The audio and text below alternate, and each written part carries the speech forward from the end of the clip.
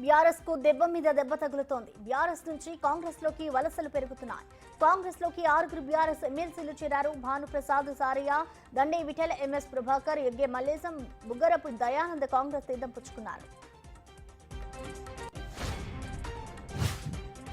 వీరి చేరికతో మండలిలో కాంగ్రెస్ బలం 12కు చేరింది. త్వరలో మరికొంతమంది చేరే అవకాశాలు కూడా ఉన్నాయి. మండలిలో తమ బలాన్ని పెంచుకునేందుకు టీ-కాంగ్ ఆపరేషన్ ఆకర్షణ వేగవంతం చేస్తుంది. శాసన మండలిలో ప్రస్తుతం 2 స్థానాలు ఖాళీగా ఉండగా మొత్తం సభ్యుల సంఖ్య 40.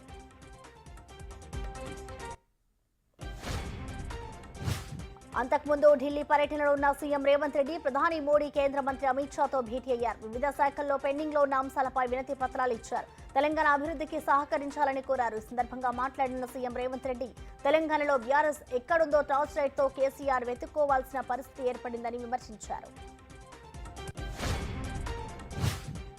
ఇటు ఏపీ సీఎం చంద్రబాబు కూడా ఢిల్లీలో బిజీగా గడిపారు. ప్రధాన మంత్రితో పాటు 6 కేంద్ర మంత్రులతో భేటీ అయ్యారు. బడ్జెట్లో ఏపీకి నిధులు కేటాయించాలని కోరారు. అలాగే రాష్ట్ర అభివృద్ధికి కేంద్ర సహకారం అంశంపై మంత్రిత్వ శాఖల వారీగా పెండింగ్ అంశాలను పూర్తి చేయాలని విజ్ఞప్తి చేశారు. రాజ్యసభ సభ్యత్వానికి కె కేశవరావు రాజీనామా చేశారు. తన రాజీనామా లేఖను రాజ్యసభ చైర్మన్ జగదీప్ ధన్ఖడ్ కు అందజేశారు. ఇటీవలే కాంగ్రెస్ లో చేరిన కేకే బీఆర్ఎస్ నుంచి ఎన్నికైన రాజ్యసభ సభ్యత్వాన్ని వదులుకోవాలని నిర్ణయించుకున్నారు. కేకేను రాష్ట్ర ప్రత్యేక సలహాదారునిగా నియమిస్తామని సీఎం రేవంత్ రెడ్డి చెప్పారు. చర్చనీయాంశంగా మారిన ఫోన్ ట్యాపింగ్ కేసు మరో మలుపు తిరిగింది. విదేశాల్లో ఉన్న ప్రధాన నిందితుడు ప్రభాకర్ రావు ఇప్పట్లో తాను హైదరాబాద్ తిరిగి రాలేనని దర్యాప్తు అధికారులకు సమాచారం ఇచ్చినట్లు తెలుస్తోంది. ప్రధాన నిందితుడైన ఎస్ఐబి మాజీ ఓఎస్డీ ప్రభాకర్ రావు, మరో నిందితుడు శ్రవణ్ రావు విదేశాల్లో ఉండటంతో ఈ కేసుల్లో చెప్పుకోదగిన పురోగతి కనిపించడం లేదు. కాళేశ్వరం న్యాయ విచారణ commission chairman justice PC Ghosh ఇవాళ హైదరాబాద్ రానున్నారు. రేపటి నుంచి విచారణ ప్రక్రియను తిరిగి ప్రారంభించనున్నారు. మేడిగడ్డ, అన్నారం, సుందిల్లా బ్యారేజీలపై జస్టిస్ పీసీ ఘోష్ ఏప్రిల్లో విచారణ ప్రారంభించారు. ఇప్పటి వరకు 3 పర్యాయాలు విచారణ చేపట్టారు. విచారణకు హాజరైన వారు సమర్పించిన అఫిడవిట్లలోని అంశాలపై రేపటి నుంచి ప్రత్యక్షంగా విచారించే అవకాశాలున్నాయి.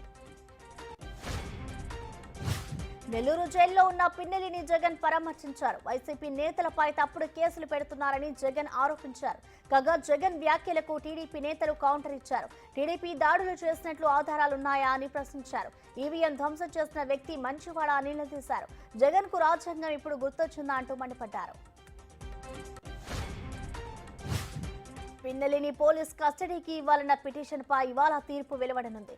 నెల్లూరు జైల్లోని విచారించాలని పోలీస్ కస్టడీకి అవసరం లేదని నిన్న విచారణ సందర్భంగా పిన్నెల్లి తరఫు న్యాయవాదులు కోరారు. మార్చలలో కాకుండా క్రోసూరు తీసుకెళ్లి విచారిస్తామని, అవాంఛనీయ ఘటనలు జరగకుండా చూసుకుంటామని పోలీసు తరఫు న్యాయవాదులు జడ్జికి విన్నవించారు.